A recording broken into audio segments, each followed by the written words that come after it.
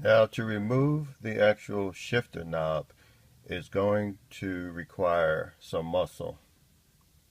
And if you're right-handed, you'll likely want to be on the left-hand side of the vehicle and use your left hand. If you're left-handed, you'll likely want to be on the right-hand side in the passenger seat. You're going to use your body to sort of leverage. So myself being right-handed, I'm on the driver's side, the left-hand side, and I'm going to use my left hand. And I'm going to place my hand on the knob. I'm going to squeeze the button, and I'm going to leverage my body into a position where I can get the most leverage possible, and use all my might, and slightly twist back and forth a couple of times, not too much, because you don't want to break the shaft that's attached to the knob. So don't twist too much, but you're going to pull straight up. Be sure that the car is in the neutral position to give you the most leverage straight up, as opposed to in the park position where you're slightly forward. So you're going to use your left hand or right hand and just pull straight up. Now, it's not going to be that easy. This has been already primed for this video, but just don't be afraid. It's sort of daunting if you haven't done it before, but when it comes up, you can see that plastic shaft, which is not too durable looking, and this is why it's important not to twist it too much or bend it or anything like that. You want to go straight up, and you should be good to go. So we've removed the knob piece from the shaft, and next we're going to work the boot section up and off and out of the way. Okay. At this view, you can see the three cables that were disconnected: the yellow cable,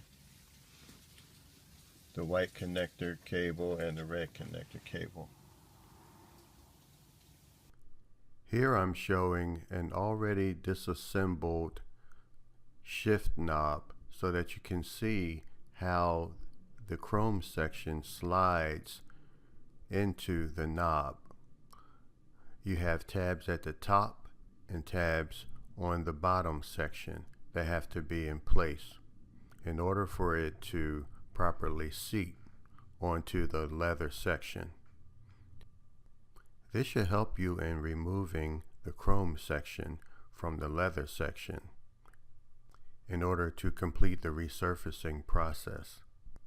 Use a small flathead screwdriver to assist you in removing the chrome piece from the leather section.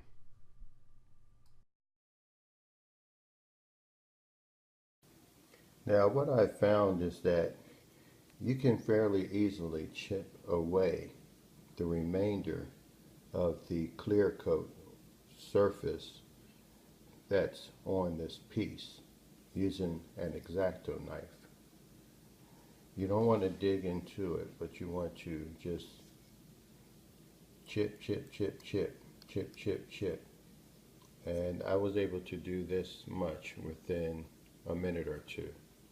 I'm going to go ahead and remove the remainder of this so that it'll have the chrome look.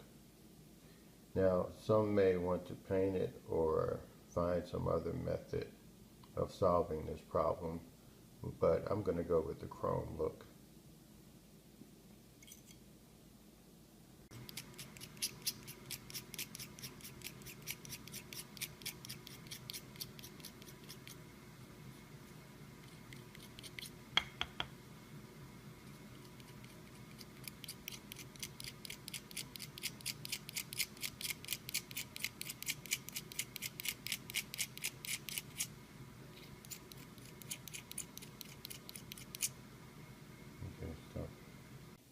Now, if you happen to run into some tough patches, just get some adhesive remover and sort of soak the piece in there, massage it in to loosen it up, and continue with your X-Acto blade. Now, you may need to use more than one blade because the blade may get dull. So just be patient and keep working at it. And within about 30 to 45 minutes, you should have the entire surface scraped off.